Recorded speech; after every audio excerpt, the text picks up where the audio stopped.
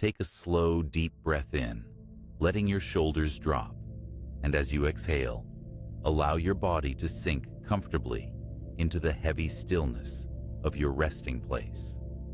Close your eyes and let go of the day as we journey to the deep, resonant heart of the ancient desert canyons. Here's something fascinating that happens as evening falls over these towering stone corridors. The gentle breeze you can imagine cooling your face is actually a highly predictable rhythmic phenomenon known to meteorologists as a katabatic wind. As the sun dips below the canyon rim, the air resting at the highest elevations rapidly loses its heat. Because cold air is denser and heavier than warm air, gravity takes hold of it. It begins to sink, pouring down the steep vertical walls of the canyon like a slow-moving invisible river, creating a steady and soothing downdraft that sweeps the heat of the day away. You can almost feel it brushing past your skin, a soft, descending current that carries the distinct chill of the high desert evening. As you stand at the bottom of this vast, winding gorge, you might reach out to touch the rock wall beside you. The stone feels coarse, granular, and surprisingly warm against your palm. This is the famous Navajo sandstone, a geological formation laid down over 190 million years ago during the Jurassic period. What is truly remarkable about this rock is that it is not just solid earth, it is a fossilized windstorm. The sweeping, angled lines you can trace with your fingertips are called crossbedding. These lines were created by ancient prevailing winds that blew massive sand dunes across a prehistoric desert. When you touch the canyon wall, you are quite literally feeling the frozen currents of winds that blew millions of years before humans existed. The stone retains a deep, comforting heat long after the sun has set. This is due to the specific heat capacity of sandstone, which is around 800 joules per kilogram per degree Celsius. Because of its dense mineral composition, the rock absorbs massive amounts of solar radiation during the day and acts as a thermal battery at night. As the cool katabatic wind sinks down from the rim, it washes over this warm stone. The interaction between the descending cool air and the radiant heat of the rock creates microscopic thermal eddies, tiny swirling currents of air that make the breeze flutter and dance across your skin rather than blowing in a harsh, straight line. Listen closely to the sound of this breeze. It isn't just a generic rush of air. It has a distinct musicality to it. Canyons act as massive, natural acoustic amplifiers, specifically functioning as Helmholtz resonators. Just as blowing across the open mouth of a glass bottle produces a deep, resonant hum, the wind blowing across the narrow slotted openings of the canyon roof creates specific, low-frequency sound waves. The architecture of the stone actually dictates the pitch of the wind. Sometimes, this resonance dips so low that it creates infrasound, acoustic frequencies below 20 Hz. While human ears cannot consciously hear these ultra-low frequencies, our bodies can feel them. What most people don't realize is that the profound sense of peace and stillness you feel in a deep canyon is often a biological response to this infrasound. It creates a subtle, rhythmic vibration in your chest cavity, a deeply grounding sensation that slows your heart rate and mirrors the slow, steady hum of the earth itself. As you walk deeper into the gorge, the path narrows and the wind behaves differently. You might notice the breeze picking up speed, pressing just a little more firmly against your clothes. This is a beautiful demonstration of fluid dynamics known as the Venturi effect. When a volume of air is forced to pass through a constricted space, like a narrow slot in the canyon walls, its velocity must increase to move the same amount of air through the smaller gap. At the same time, the air pressure drops. This creates a cooling, rushing sensation, a localized wind tunnel that softly hums against your ears. It is nature's own air conditioning, a perfectly calibrated system of pressure and flow. Yet right at the very edge of the canyon wall, exactly where your hand touches the stone, the air is nearly still. This is because of the boundary layer effect. As the wind moves through the canyon, the friction between the moving air molecules and the rough, microscopic quartz grains of the sandstone slows the air down. Within the first millimeter of space, right next to the rock, the wind speed effectively drops to zero. It is a protective, invisible cushion of stillness that blankets the canyon walls, providing a safe harbor for tiny desert insects to rest, completely undisturbed by the rushing air just inches away. The wind here is also an ancient sculptor. This process is known as aeolian weathering. The breeze carries millions of microscopic grains of quartz sand, sweeping them through the canyon day after day, year after year. These tiny airborne particles act like an incredibly fine 220 grit sandpaper, gently buffing the sandstone walls over millennia. It is this perpetual, soft abrasion that carves the rock into the smooth, undulating waves and hollowed-out alcoves that surround you. The wind doesn't break the stone. It gently polishes it, rounding off every sharp edge until the canyon walls look like smooth, flowing water, frozen in time. If you look closely at the rock, you will see streaks of deep, glossy black and rich violet staining the pale orange stone. This is known as desert varnish. For a long time, its origins were a mystery. But what's fascinating is that desert varnish is actually a gift from the wind. Over thousands of years, the breeze deposits incredibly fine atmospheric dust, rich in clay particles, manganese, and iron, onto the canyon walls. Microscopic bacteria that live on the rock surface absorb these wind-blown minerals and oxidize them, essentially cementing the dark colors onto the stone. The darker the varnish, the longer the rock has been exposed to the wind's invisible dusty breath. Breathe in deeply through your nose.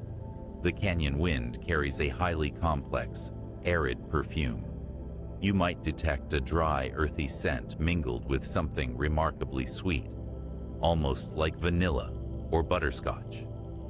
That beautiful aroma is carried on the breeze from the ponderosa pines, growing high up on the canyon rim. The sun warms the tree's bark, causing it to release volatile organic compounds called terpenes into the air.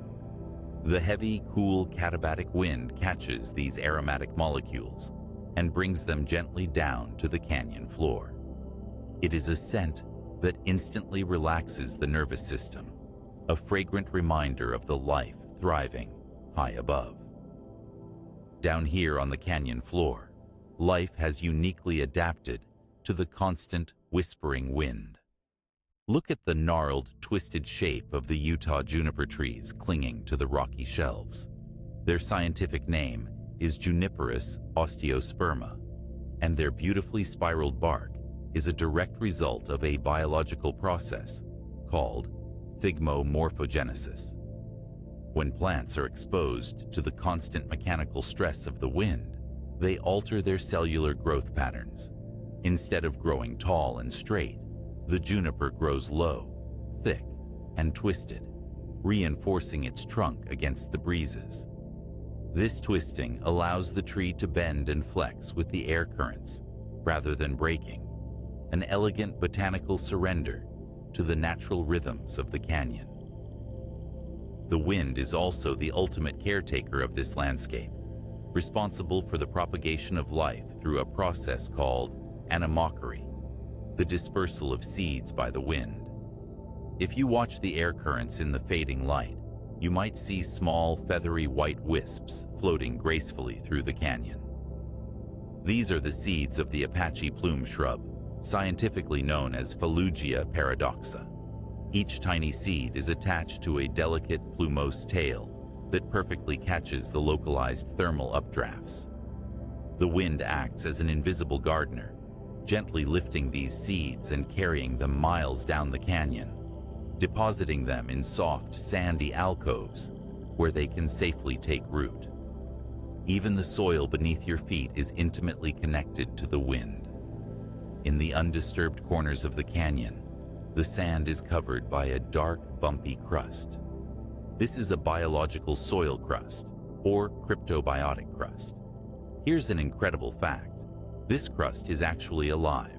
It is primarily composed of cyanobacteria, specifically a species called Microcoleus vaginatus. When moistened by rare desert dews, these microscopic organisms glide through the sand, leaving behind a sticky, gelatinous sheath that weaves the loose sand grains together into a dense, resilient mat. This living web holds the desert floor in place, completely preventing the wind from blowing the soil away. It is an unseen alliance between biology and geology, working quietly in the dark to protect the earth.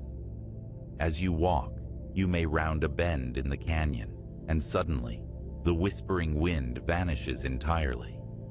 The silence becomes so absolute, so profound, that you can hear the soft rhythm of your own breathing. You have entered an acoustic shadow, because sound waves travel differently through layers of varying air temperature, and because the complex topography of the canyon blocks certain frequencies, there are pockets within the gorge where no sound waves can penetrate. The wind continues to blow high above, rushing through the upper slots, but down in this specific alcove, you are cocooned in total, flawless silence. It is a space of pure, untouched peace, carved out by the geometry of the rock and the physics of the air. In this quiet space, you can simply observe. The temperature is perfectly balanced now, the cooling breath of the descending wind softly countering the ancient radiating warmth of the Jurassic stone. The rhythms of the canyon, the settling of the heavy air, the slow polishing of the quartz, in the patient drifting of the seeds, are unhurried. They operate on a scale of centuries and millennia, far removed from the rush of human time. Everything here is exactly as it should be, held in perfect equilibrium by the whispering winds in the canyons. Stepping slowly out of that perfect pocket of silence, the gentle air currents resume their soft, rhythmic work against your skin. Notice how the canyon walls curve overhead, forming immense, naturally hollowed shelters that echo with the faint rustle of dry brush. Long before modern meteorologists possessed the sophisticated tools to study atmospheric dynamics, early human inhabitants understood the mechanics of this moving air intimately. Between the years 1190 and 1300 CE, the ancestral Puebloans constructed elaborate, multi-story stone dwellings directly into the sheer cliff faces of these southwestern canyons. They didn't choose these soaring alcoves at random. By carefully orienting their architecture primarily toward the south and southwest, they brilliantly harnessed the predictable valley breezes. During the sweltering summer months, their open windows captured the cooling prevailing winds, drawing them deep into the shadowed stone rooms. Yet, during the harsh winters, the angled, overhanging rock effectively blocked the freezing, descending katabatic drafts we explored earlier. They read the invisible currents of the air as clearly as we read a map, turning the canyon's thermal breathing into a permanent, climate-controlled sanctuary. Consider the first scientific explorers who later attempted to formally map these formidable stone corridors. In 1869, geologist and explorer John Wesley Powell led a famous expedition down the length of the Colorado River, navigating the deep, treacherous chasms of the Grand Canyon.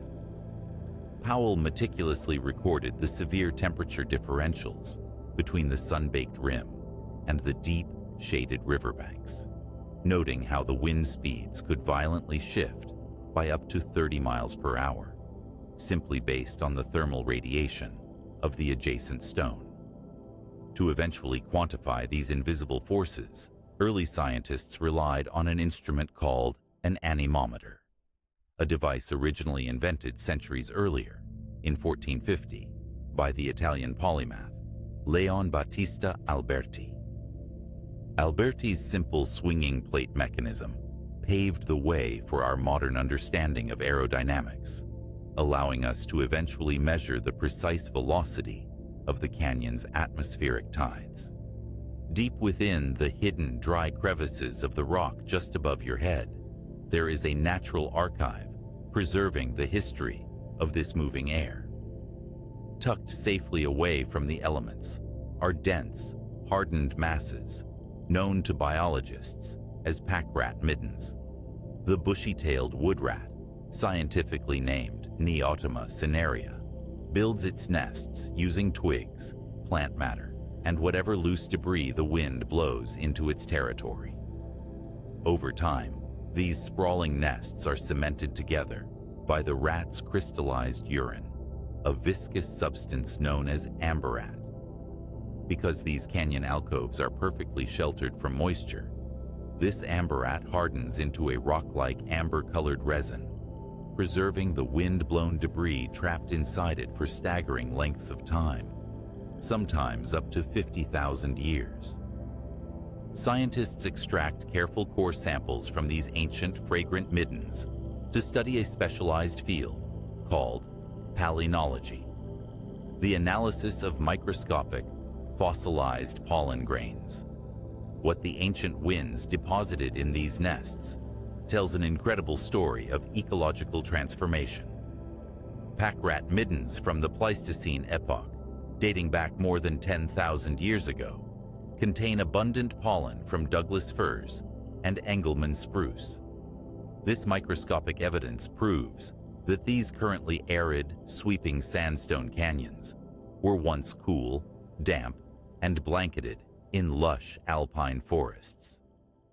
As the global climate slowly warmed around 8,000 years ago, the wind began delivering different microscopic cargo: the pollen of hardy pinon pine and Utah juniper. The breeze acts as an invisible historian, continuously delivering the microscopic chapters of the Earth's changing climate into these amber time capsules. Picture this: a microscopic grain of salt, carried by a gentle updraft, lands quietly upon the coarse surface of the sandstone beside you.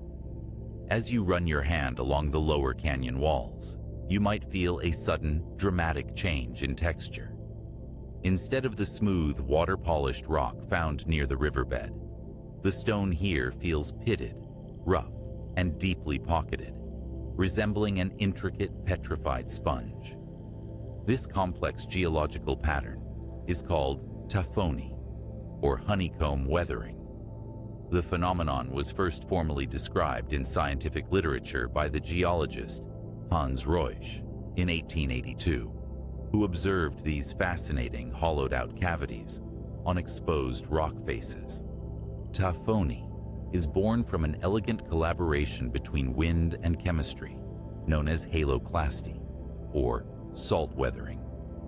As the breeze sweeps trace amounts of saline moisture into the canyon, droplets settle quietly on the porous sandstone. The dry wind rapidly evaporates the water, leaving behind microscopic salt crystals lodged deep within the pores of the rock.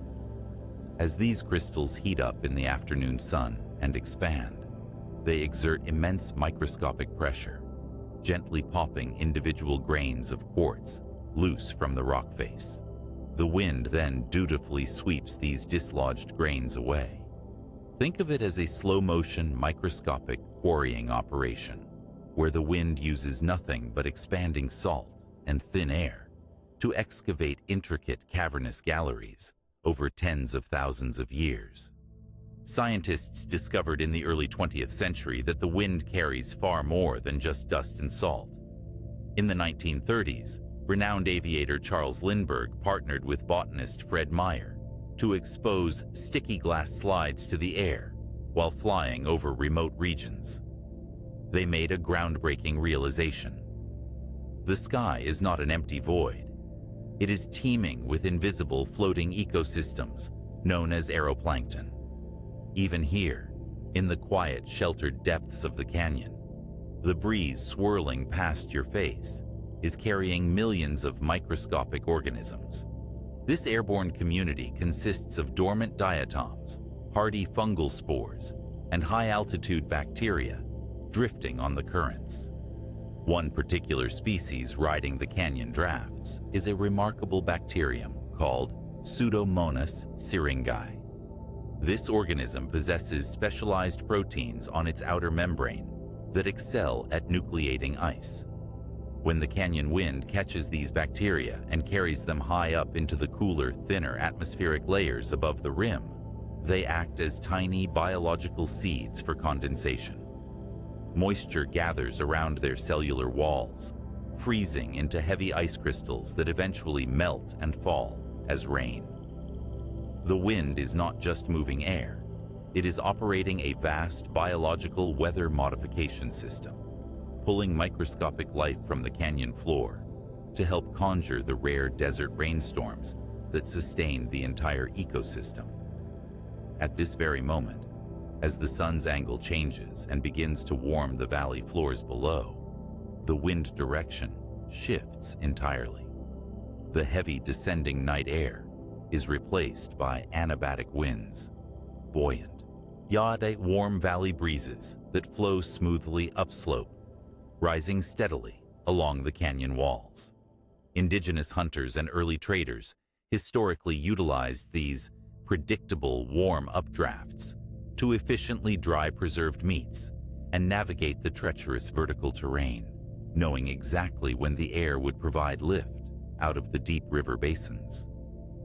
But humans were not the first to master these upward currents. Look up toward the thin, winding ribbon of blue sky, framed by the jagged canyon rim. You might see a massive dark silhouette gliding effortlessly in wide, lazy circles.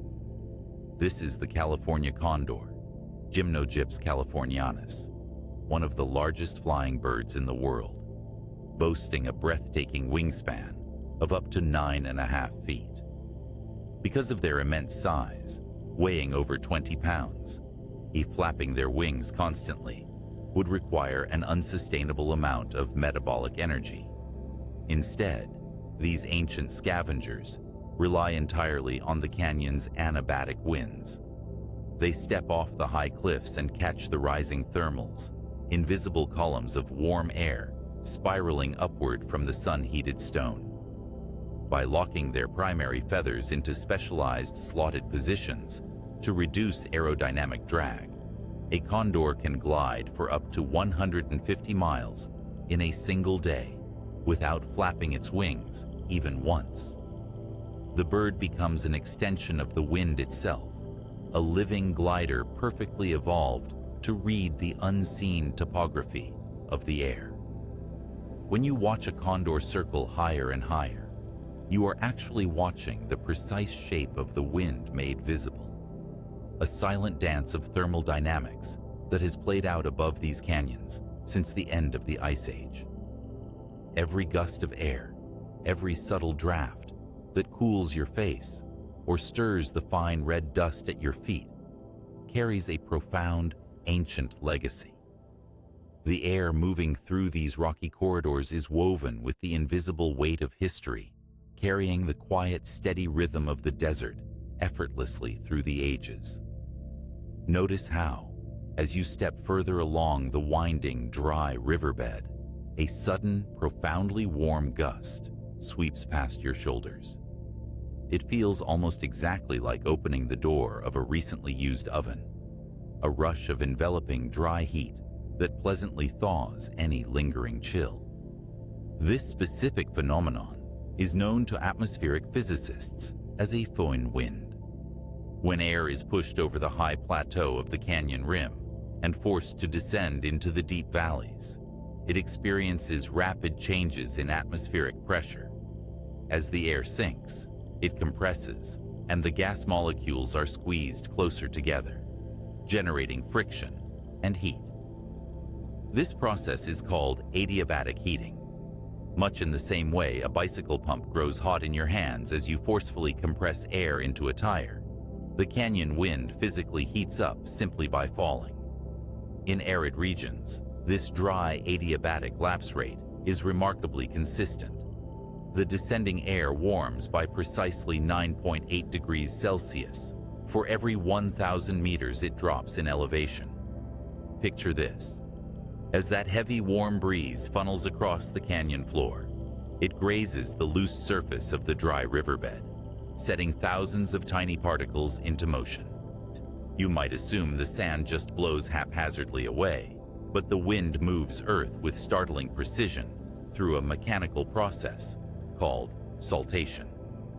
When the breeze hits a critical velocity of about 15 miles per hour, individual grains of quartz are lifted aerodynamically, flying just 1 to 2 centimeters into the air before crashing back down.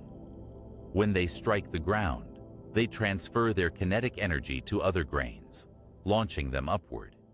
It is identical to the mechanics of skipping a flat stone across the surface of a calm lake. This continuous bouncing chain reaction organizes the loose sand into perfectly spaced parallel ridges, known as aeolian ripples. If you brush your fingers over them, the texture feels remarkably like the raised ribs of corduroy fabric.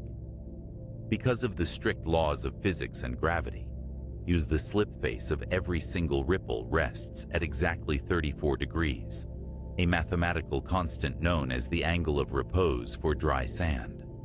Deep within certain secluded side canyons, where massive sand dunes have accumulated against the rock walls, this moving sand creates an astonishing sensory experience. When a strong gust of wind pushes a layer of sand down that 34-degree slope, the dune produces a loud, resonant hum. Geologists call this booming sand. The sound is generated because each individual grain of silica is coated in a microscopic, naturally occurring layer of silica gel. As millions of these gelatin-coated spheres slide and rub against one another in a synchronized avalanche, they produce acoustic emissions. Think of it as drawing a resin-coated bow across the heavy string of a cello. The friction creates a continuous, low-frequency vibration between 70 and 105 hertz, causing the entire dune to sing with a deep, vibrating drone that you can feel vibrating in the soles of your shoes. Consider the towering dry stalks of the Utah agave plant, scientifically named Agave utahensis, which reach upward like wooden spears from the rocky ledges. As the canyon wind flows past these perfectly cylindrical 10-foot-tall stalks, it does not move in a straight line. Instead, the air splits around the stalk and rolls into alternating spinning eddies in its wake, a fluid dynamics pattern known as a von Karman vortex street.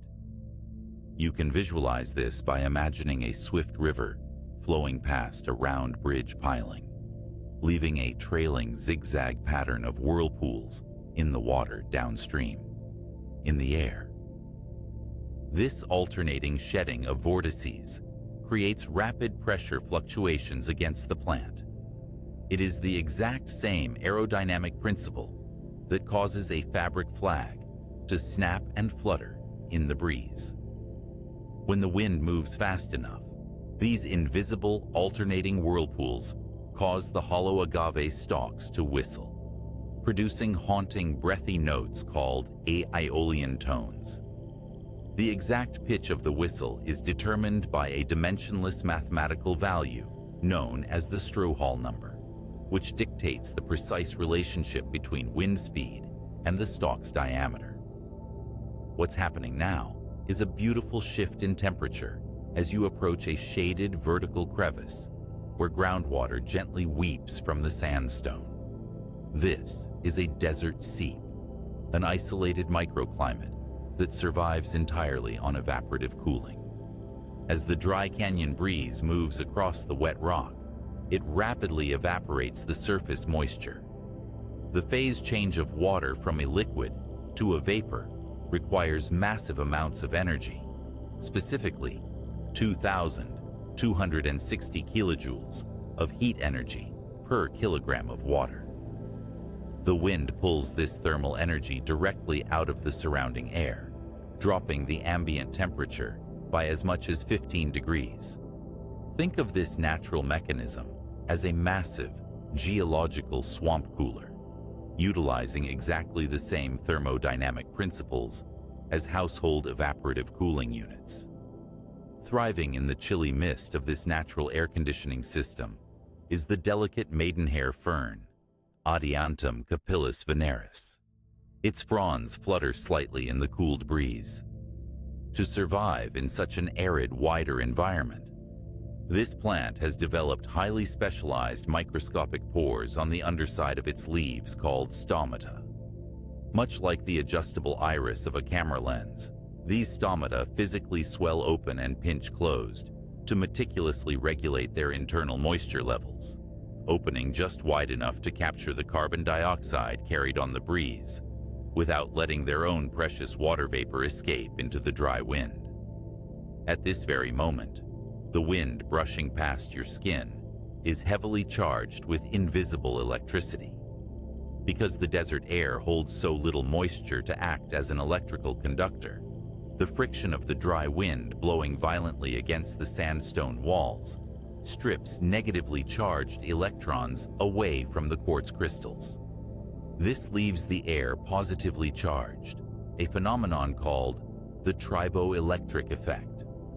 It is the exact same mechanism that causes a static shock when you rub a rubber balloon against a wool sweater.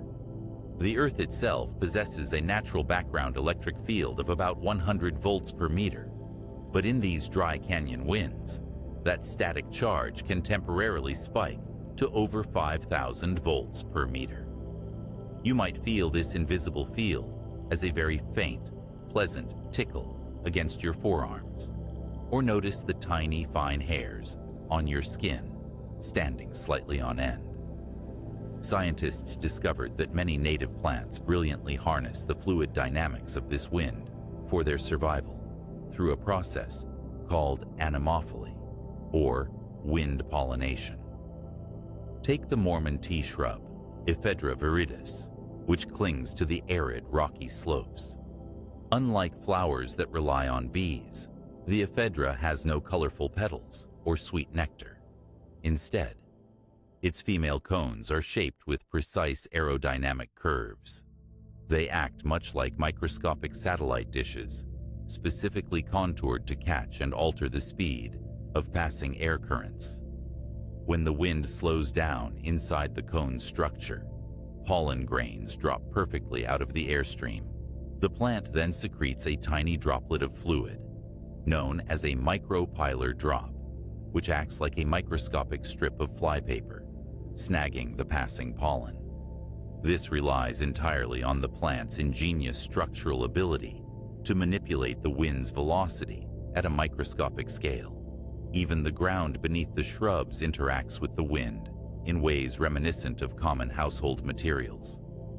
Clinging tightly to the shaded, dusty soil is a specialized species of desert moss called Syntrichia cananervis. When completely dry, it looks almost entirely lifeless, curled tightly into black, brittle threads. But at the very tip of each microscopic leaf is a tiny translucent hair called an awn. These awns are covered in microscopic grooves that perfectly catch the wind-borne dust and rare moisture carried through the canyon. Think of them as a biological equivalent to microscopic Velcro, hooking onto drifting atmospheric nutrients that would otherwise blow completely past. Within seconds of catching wind-borne humidity, the awns channel the moisture down into the leaf, and the moss rapidly unfurls, turning a brilliant, vibrant green in a near instantaneous resurrection. Every object here, from the massive singing dunes to the microscopic hooks of the desert moss, acts as an intricate instrument played by the air. The canyon is a masterful, invisible symphony of friction, temperature, and fluid dynamics, shaping the desert in ways that are deeply complex, entirely predictable, and wonderfully calm. Observe how the simple act of breathing instantly connects you to this ancient landscape. Every day, the average human respiratory system draws in and processes approximately 11,000 liters of air. The exact same invisible fluid sweeping through this canyon is actively exchanging matter with your own body. This tropospheric air is a remarkably stable mixture, composed of precisely 78% nitrogen, 21% oxygen, and about 0.9% argon. When you inhale the cool desert breeze, you are literally pulling the atmosphere of the canyon into your bloodstream. The oxygen molecules that just brushed against the ancient, so fossilized sand dunes are now binding to the hemoglobin in your red blood cells, fueling the metabolic processes in every tissue of your body. You are not just a visitor passing through this environment. On a continuous molecular level, you are physically merging with it. Think about the elevation of this high desert plateau, which rests at roughly 5,000 feet above sea level. At this specific altitude, the atmospheric pressure drops to about 12.2 pounds per square inch, compared to 14.7 at the ocean's surface. This represents a 17% reduction in air density. As you spend time in this slightly thinner air, your body executes a beautifully calibrated biological adjustment. Specialized sensory neurons called baroreceptors, located within the arch of your aorta and your carotid arteries, constantly monitor these subtle drops in pressure and oxygen density. They send quiet electrical signals directly to your vagus nerve. In response to this calm, high-altitude environment, the vagus nerve releases acetylcholine, a neurotransmitter that naturally commands your heart rate to slow down and encourages your diaphragm to take deeper, more deliberate breaths. The profound relaxation you experience here is not merely psychological. It is a measurable, physiological adaptation to the geometry and pressure of the canyon air. Look closely at the ground, stretching out toward the horizon, far beyond the deeply carved riverbed. You might expect to see shifting, chaotic dunes, but instead, the desert floor is covered in a tightly interlocking mosaic of small, flat stones, fitting perfectly together like a cobblestone street. In this geological formation is known as desert pavement, and it is entirely the work of the wind. Through a slow, persistent process called aeolian deflation, the constant breeze sweeps away all the lightweight silt and fine sand particles, anything measuring under 2 millimeters in diameter. What remains are the heavier, coarser pebbles. Over centuries, these stones settle into a dense, armor-like layer called a lag deposit, which effectively seals the earth beneath it, completely protecting the deeper, nutrient-rich soils from further erosion. In your own experience, you might recognize a similar, quiet process of refinement. The wind acts as a masterful, unseen archivist, gently blowing away the loose, superficial dust of daily distractions, leaving behind only the heavy, foundational elements of life that truly matter. The desert pavement teaches us that removing the unnecessary does not leave us depleted. Rather, it creates a resilient, highly stable foundation capable of weathering any future storms. It is a natural demonstration of how letting go of the small, chaotic debris allows our most solid truths to settle into place.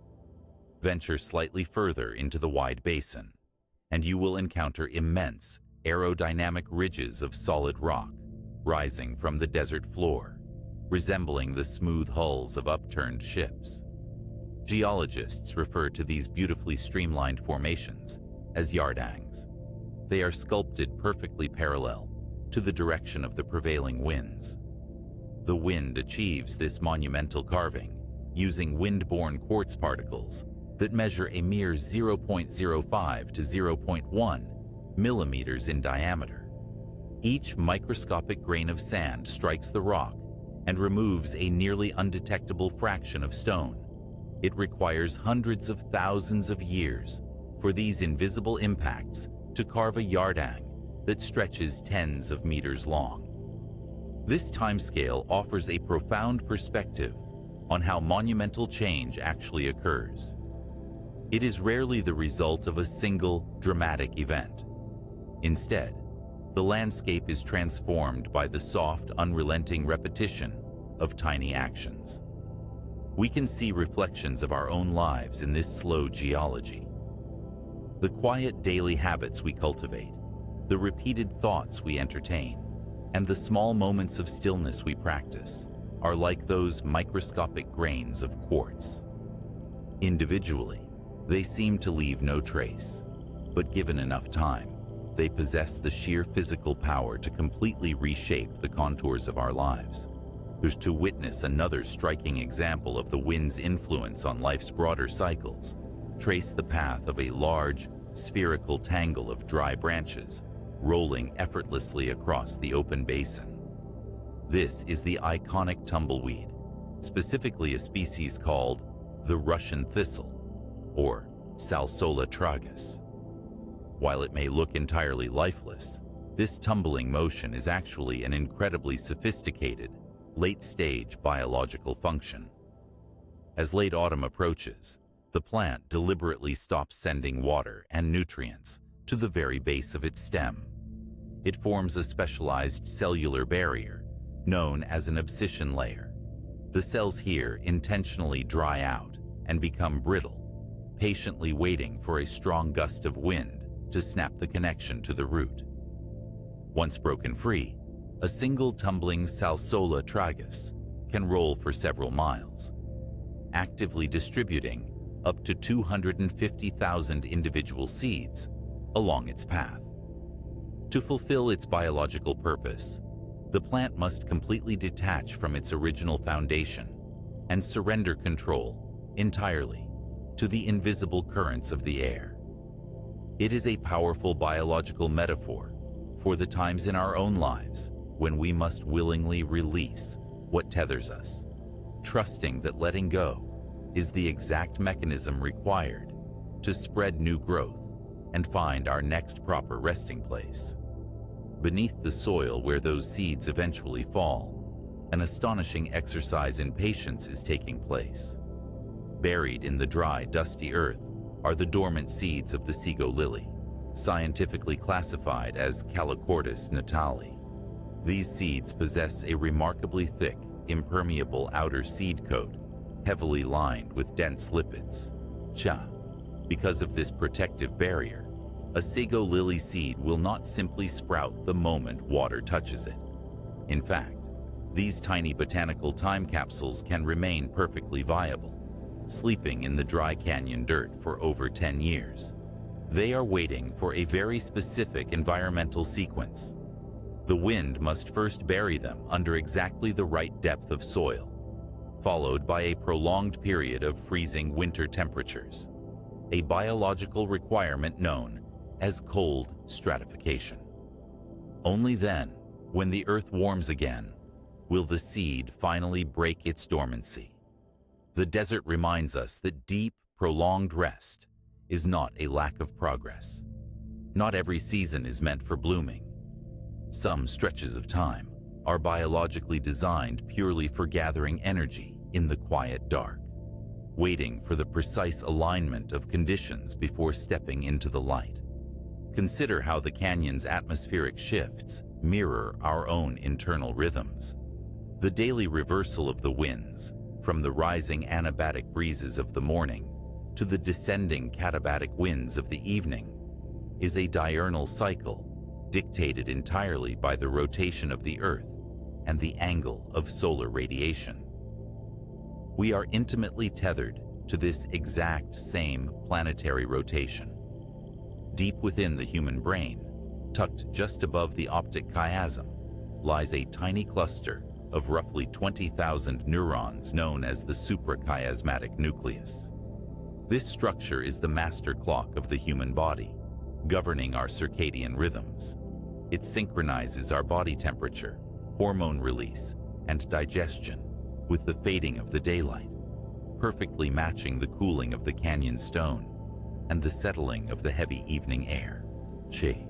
We do not stand separate from the rhythms of the natural world. Our neurology is precisely engineered to follow them. Pay attention to the specific sound of the breeze whispering through the brittle branches of the blackbrush. The frequency of this soft, rustling sound generally falls between 2,000 and 4,000 hertz. This acoustic detail is deeply significant because of the unique anatomy of the human ear. The outer cartilaginous structure of our ear, called the pinna, acts as an acoustic funnel. Due to its specific ridges and the length of our auditory canal, the human ear naturally amplifies sounds that fall exactly within this 2,000 to 4,000 hertz range.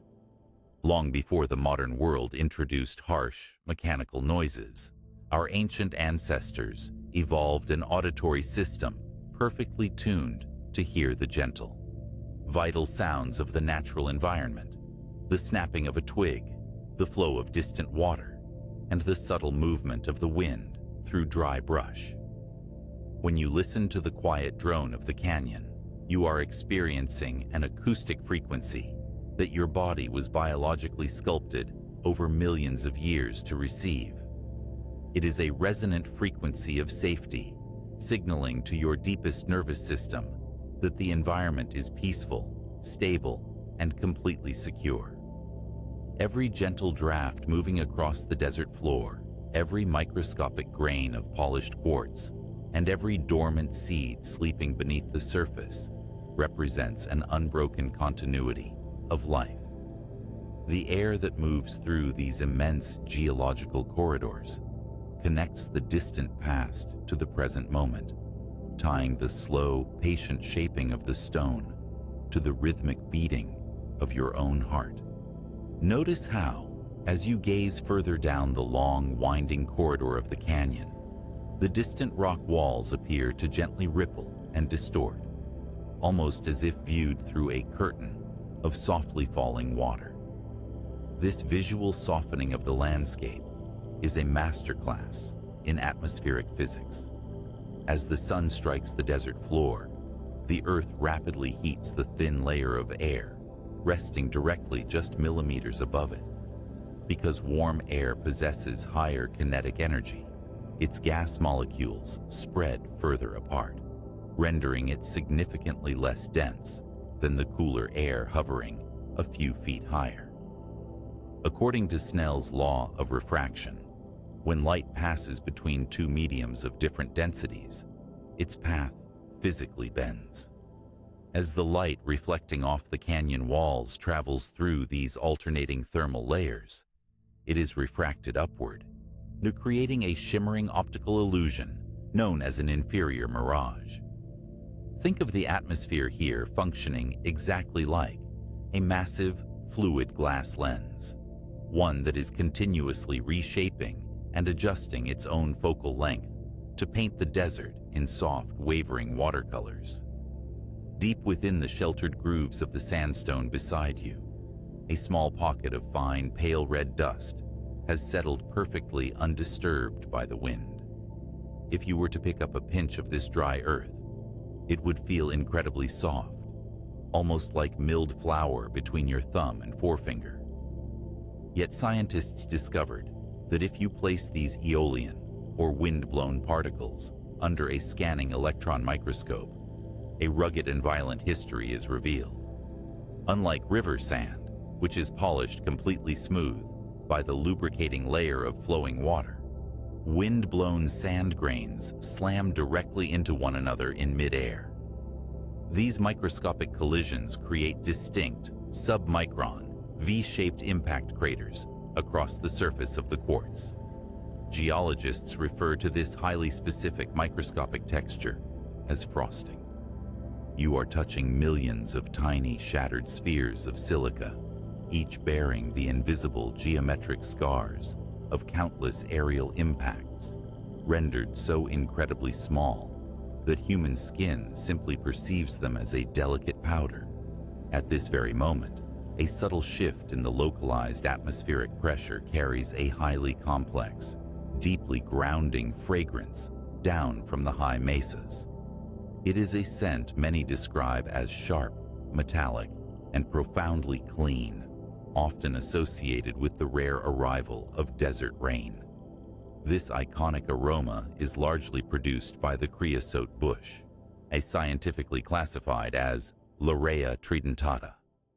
To survive the punishing aridity, the creosote coats its small olive-green leaves in a thick waxy resin composed of a chemical compound called nordihydroguaretic acid, or NDGA.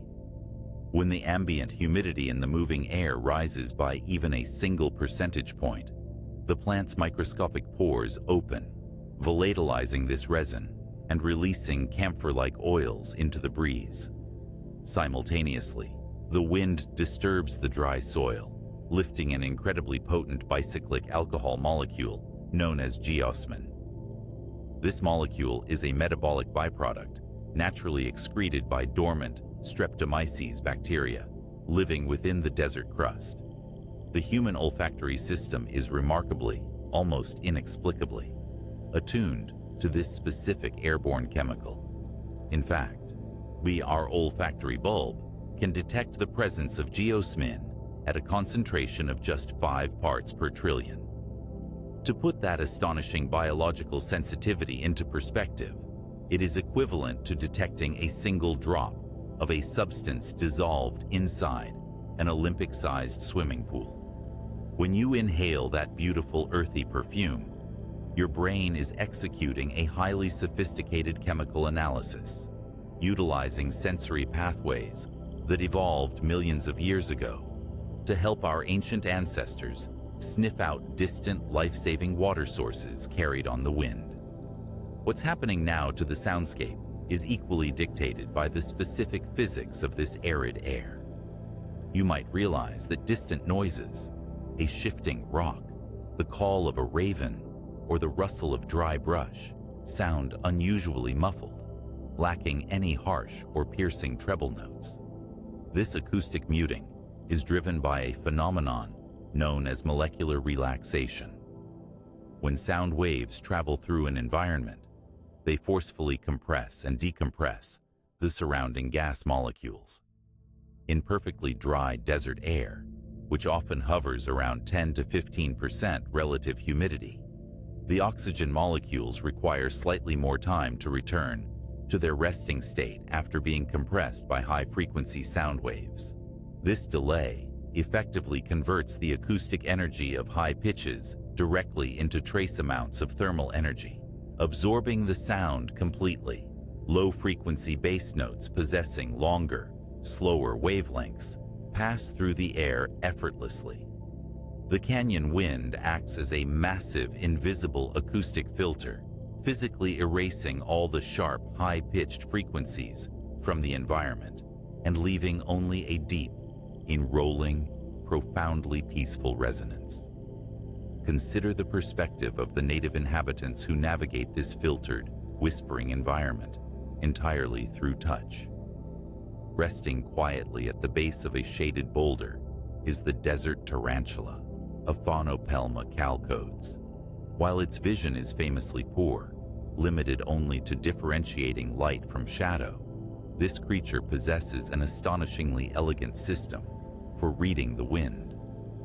Covering its legs are long, highly specialized mechanoreceptor hairs known as trichobothria.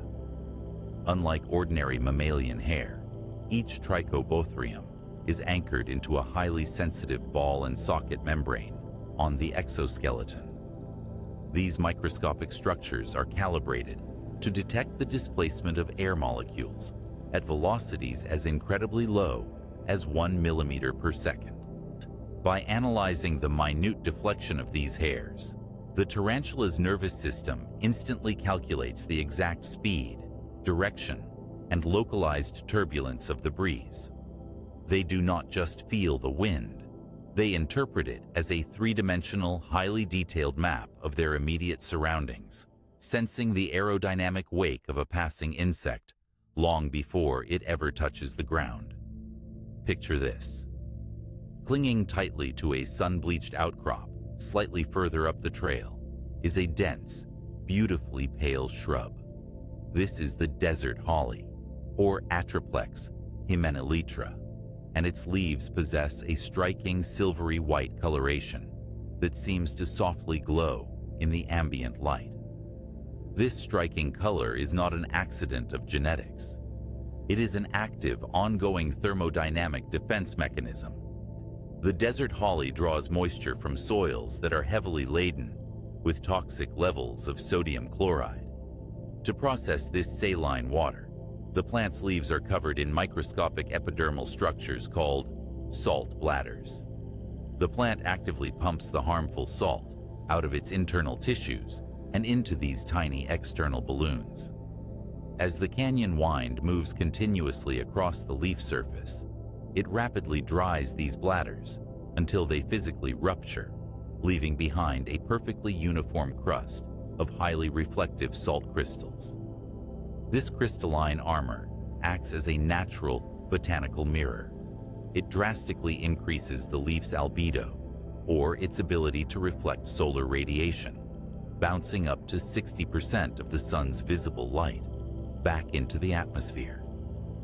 Through this brilliant feat of biochemical engineering, the desert holly utilizes the dry wind to construct a reflective shield, lowering its own internal temperature by several critical degrees compared to the ambient air.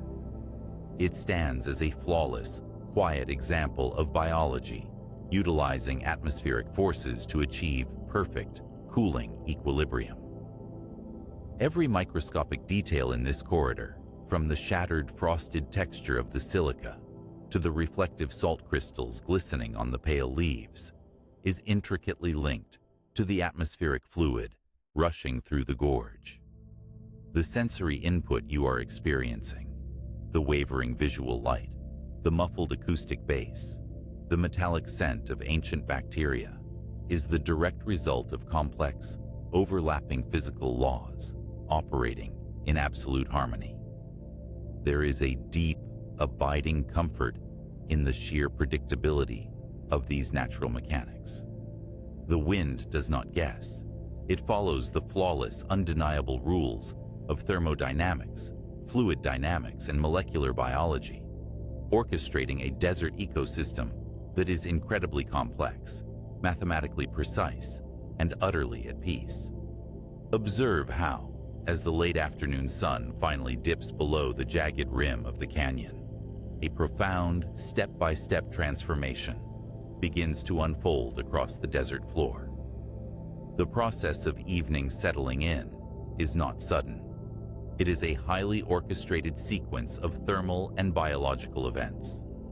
First, the process of radiative cooling initiates. The massive sandstone walls, which have been passively absorbing solar energy for hours, begin to systematically release that stored heat back into the atmosphere. They emit this energy in the form of long-wave infrared radiation, with specifically peaking at wavelengths between 8 and 14 micrometers. Step by step, grain by microscopic grain, the rock surrenders its warmth. As the ground rapidly loses its thermal energy, the lowest layers of the atmosphere undergo a structural shift known as a nocturnal temperature inversion. Usually, air grows colder the higher you travel. However, in this twilight phase, the sequence reverses. The air directly touching the sandy canyon floor cools rapidly, dropping to a crisp 60 degrees Fahrenheit. Meanwhile, the air trapped 100 feet above remains insulated, hovering comfortably around 75 degrees. This heavy, cool air settling at the bottom effectively halts any vertical wind mixing. The turbulent afternoon breezes are systematically flattened into smooth, horizontal layers. The wind simply stops pushing. Instead, it glides, moving in slow, frictionless sheets that blanket the quiet earth. This atmospheric calming triggers a sequential, biological response in the canyon's flora. Consider the mechanism of the honey mesquite tree, scientifically classified as Prosopis glandulosa. As the ambient light steadily decreases, the tree undergoes a fascinating step-by-step mechanical folding process called nyctinasty, the nocturnal sleep movements of plants.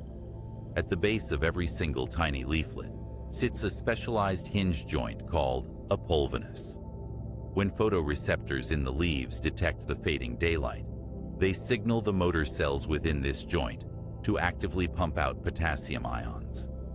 Through the strict laws of osmosis, water rapidly follows the potassium out of the cells, causing the tissues on one side of the hinge to physically deflate. Over the course of about 30 minutes, the paired leaflets slowly, deliberately fold perfectly shut against one another, conserving internal moisture and preparing for the cold night ahead. The local fauna mirror this sequential slowing down. High on a sheltered rock ledge, a mottled nocturnal bird called the common poorwill, Phalaenoptilus natali, begins an astonishing physiological shutdown known as torpor. The progression is methodical and deeply, deeply restful. First, the bird ceases all voluntary movement, tucking its head tightly into its feathers. Next, its metabolic engine systematically decelerates. The bird's heart rate plunges from a rapid, fluttering 500 beats per minute down to a barely perceptible, steady 10 beats per minute. Finally, its internal body temperature drops drastically from 104 degrees Fahrenheit to match the surrounding air, eventually settling at a frigid 41 degrees Fahrenheit, or 5 degrees Celsius. The creature enters a profound state of suspended animation, breathing only once every few minutes, existing in total, unhurried harmony with the cold, silent stone. Yet, even as these diurnal organisms power down, a different, quieter sequence of life takes over in the dark. The white-lined sphinx moth, Hyles lineata, begins its evening routine. This incredible insect navigates the cooling air currents by hovering precisely at a rate of 30 to 40 wing beats per second. It seeks out the tufted evening primrose, Oenothera cespitosa, a flower that follows its own delayed biological clock, blooming exclusively as the temperature drops below 70 degrees. When the moth approaches the bright white petals, it executes a flawless mechanical process. It increases the internal hydrostatic pressure within its head, forcing fluid downward to uncoil its specialized proboscis. This feeding tube extends to an astonishing 40 millimeters in length, unrolling like a microscopic fire hose to reach the deep nectar reserves hidden at the base of the flower. It is a slow, elegant exchange of resources executed flawlessly in the dark. High above the canyon rim, the mechanics of the solar system continue to dictate the subtle behaviors of the night wind through an invisible process called atmospheric tides. Just as the gravitational pull of the moon acts upon the oceans, it also exerts a slow, rhythmic pull on the Earth's atmosphere. As the moon traces its path across the night sky, it gently stretches the troposphere, altering the localized surface pressure by a minuscule 1 to 2 millibars.